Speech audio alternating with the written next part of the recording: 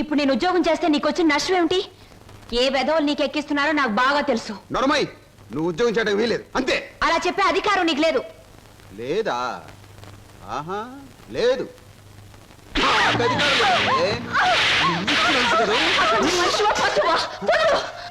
ఇప్పుడేమంటావు? ఆడదాని మీద చేయి చేసుకునే ప్రతి వెధవని ఏమంటారో నిన్ను అదే అంటాను. అక్క నేను వస్తాను. మర్యాద చెప్తున్నాను, ఈ రోజు నుంచి నువ్వు ఉద్యోగం చేయడానికి వీలేదు. ఒక్కడుగు ముందుకు వేస్తాను. వేసి తీరుతాను. వేసి తీరుస్తావటే?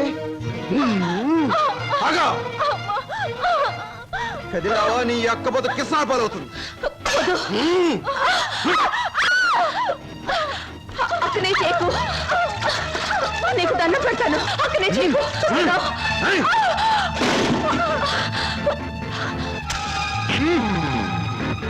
నువ్వా?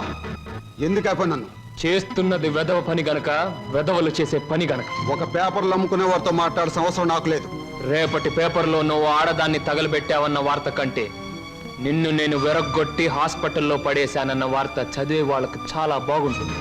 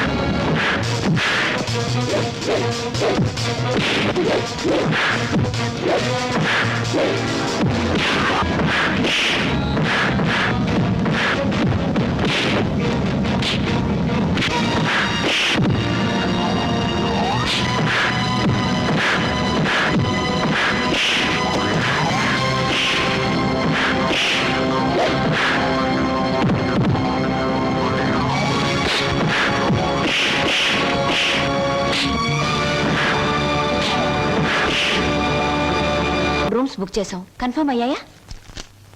Okay madam, it's confirm. Thank you sir. అమ్మవాడే ఇక్కడ వేలాడుతున్నాడే, చెప్పండి ఏం సాయం కావాలో చేస్తామా. నువ్వు? మేం చాలా పెండ్లి కొడుకు నేనే. అక్కడ తోశారు, ఇక్కడ పెట్టుకున్నారు. అవును, మొన్న మీ బావవాడిని పోలీసులు జీపులు ఇచ్చికెళ్తా ఉండారే, ఏమి తప్పు చేసి ఉండాడే?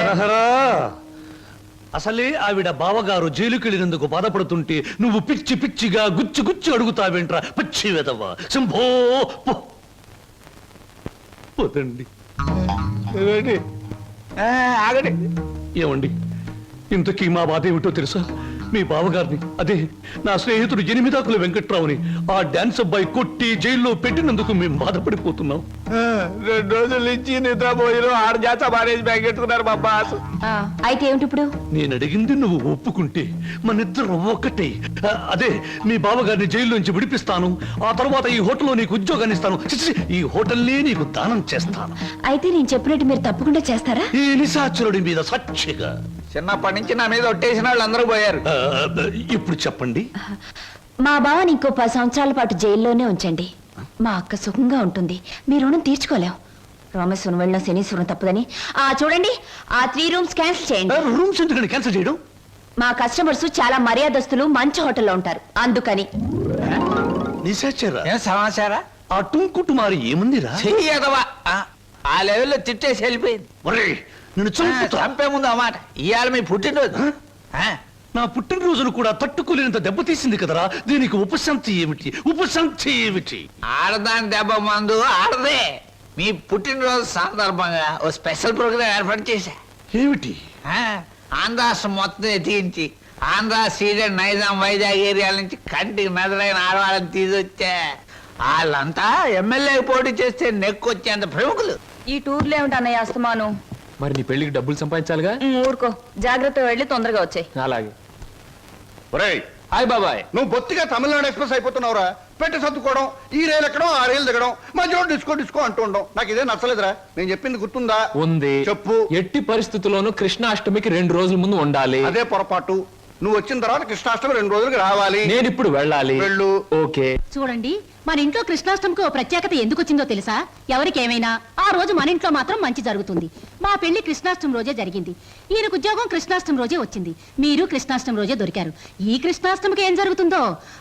1966లో కృష్ణాష్టమి రోజు రిలీజ్ అయిన ఓ చిత్రం 3 కేంద్రాల్లో సంవత్సరం ఆడింది. ఆ చిత్రం పేరేమిటి? దర్శకుడు ఎవరు? హీరో హీరోయిన్ ఎవరు? ట్రైన్ టైం అయింది.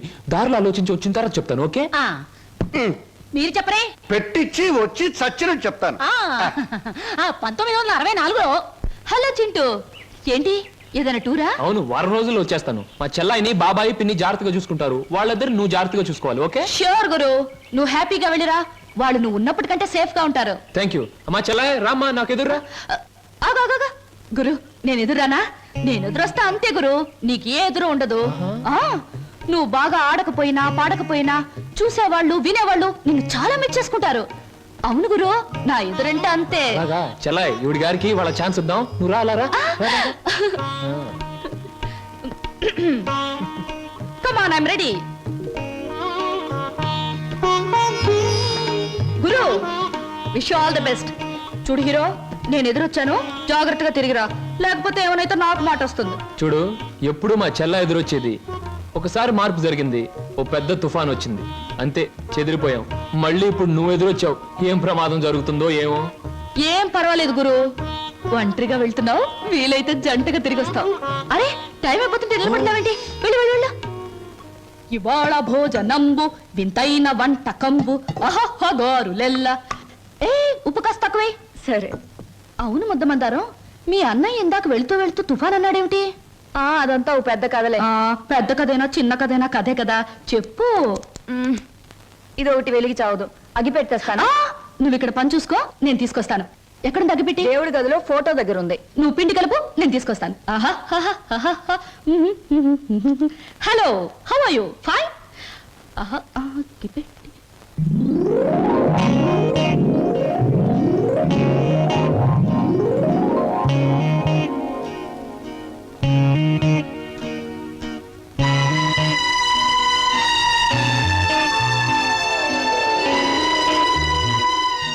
ముద్దమంటారా? ఏమిటి ఆ ఫోటో, ఆ టికెట్ ఏమిటి? అదంతా ఇప్పుడు ఎందుకులే, తర్వాత చెప్తాను. ఇప్పుడే చెప్పాలి ప్లీజ్. ఇందాక మా అన్నయ్య తుఫాన్ అని చెప్పాడే, దానికి సంబంధించిన గుర్తే ఆ టికెట్, ఆ ఫోటో. అంటే చిన్నప్పుడు మా అమ్మ నాన్న భూమి తగాదుల్లో చనిపోయారు. ఆ తర్వాత మా మావయ్య మమ్మల్ని పెంచుతానని చెప్పి ఆ తర్వాత మమ్మల్ని అమ్మేయటానికి ప్రయత్నించాడు.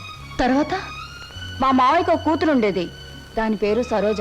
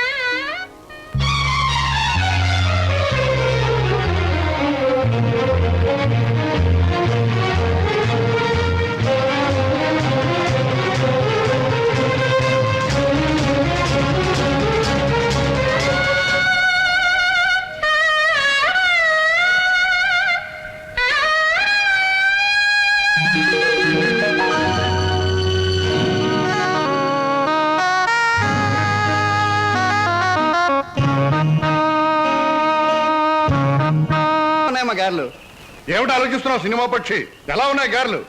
1978లో గారెలు చేపల పులుసుతో తింటే ఆరోగ్యానికి చాలా మంచిదని అక్కినేని నాగేశ్వరరావు గారు ఓ పత్రికలో స్టేట్మెంట్ ఇచ్చారు. నేను చచ్చాను. దాన్ని ఒకే ఒక హీరోయిన్ సమర్థించింది. ఆ హీరోయిన్ వయసు ఎంత, ఎన్ని పిక్చర్స్ లో యాక్ట్ చేసింది, ఎప్పుడు సినిమాలో చేరింది? నేను బుద్ధి తక్కువ అడిగాను కదే, నన్ను చంపేవే, చంపే. నా ప్రశ్నలకు సమాధానం చెప్పి అప్పుడు బాగా తినండి. కింద జన్మలో నేను పెనవై ఉంటాను, నువ్వు అట్టై ఉంటావు. అప్పుడు నేను కాల్చాను, ఇప్పుడు నేను కాల్చి తినేస్తున్నావు. నా ప్రశ్నలకు సమాధానం చెప్తేనే గార్లు ఇచ్చేది. చెప్పండి. నన్ను తిన్నీవే అమ్మా. ఇందాక నుంచి నన్ను చంపేస్తుంది. నువ్వు దెబ్బ కొట్టాయమ్మా. ఏమిటి స్వప్న, ఇందాక మాటల్లోనే వెళ్ళిపోయావు, ఎక్కడికి వెళ్ళావు? ఏమిటి అలా కొత్తగా చూస్తున్నావు? అంకుల్, ఏంటమ్మా?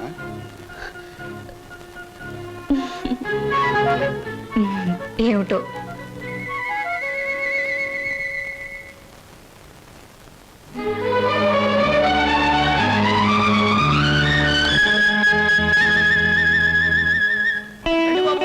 ఫోటో 3 రూపాయలు, ఫోటో 3 రూపాయలు, గంటలో డెలివరీ 3 రూపాయలు.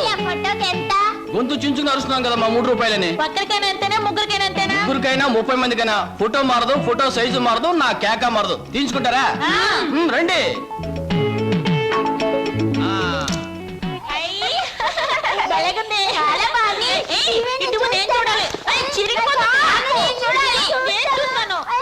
గొడవ ఎందుకు, నా ఫోటో నేనే తీసుకుంటా.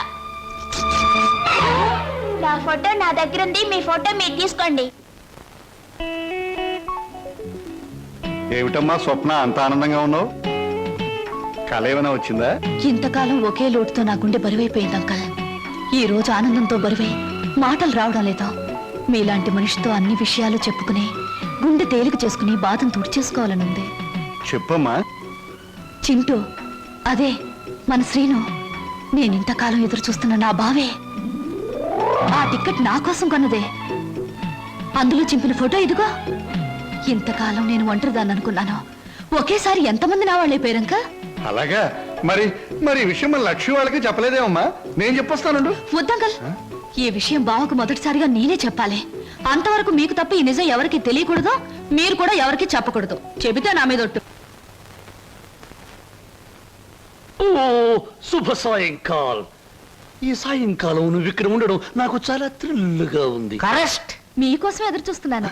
ముఖ్యమైన విషయం మీతో మాట్లాడాలి. ఓ, ఈ నిశాచరుడు ఇక్కడ ఉండవచ్చా, ఉండకూడదా? ఎవరైనా ఉండొచ్చు, పర్వాలేదు. ఎలా? మనసు విప్పి మాట్లాడే దగ్గర, మూటలు విప్పి లెక్క పెట్టే దగ్గర, మూటలు కట్టి దాచే దగ్గర, మనసైన మగవాడితో గుసగుస రసరస బుసబుస ఊసులాడుకుని ఊగిపోయేటప్పుడు ఎవరూ ఉండకూడదని రసిక రాజశేఖర రాజమార్తాండ శ్రీ బొక్కలంబోదరం ఎప్పుడూ చెప్పాడు. కరెక్ట్. పాపం, మీరు కోరిన ఆనందం, మీరు చూపించే అభిమానానికి సమాధానం కేవలం ఒక మాటలో చెబితే బాగుండదని ఈ కవర్లో ఉంచి మీ చేతిలో పెట్టాలని వచ్చాను. పెట్టండి పెట్టండి, సీరియల్ కథలా చదువుకుంటాను. ఇది చదివితే మీరు చాలా థ్రిల్ అయిపోతారు. అసలు నా కాబోయే భర్తతో వచ్చి ఇవ్వాలనుకున్నాను, కానీ ఆయన ఇంకా ఊరి నుంచి రాలేదు. ఉంచండి, వస్తాను. ఏమిటి సమస్య? లవ్ లెటరా? మీటింగ్ ఎక్కడ? కాదు, దెబ్బ కొట్టింది. ఇది దాని రాజీనామా. ఎగిరింది మన మీద రెట్ట వేసి తూన పికిలి పిచ్చి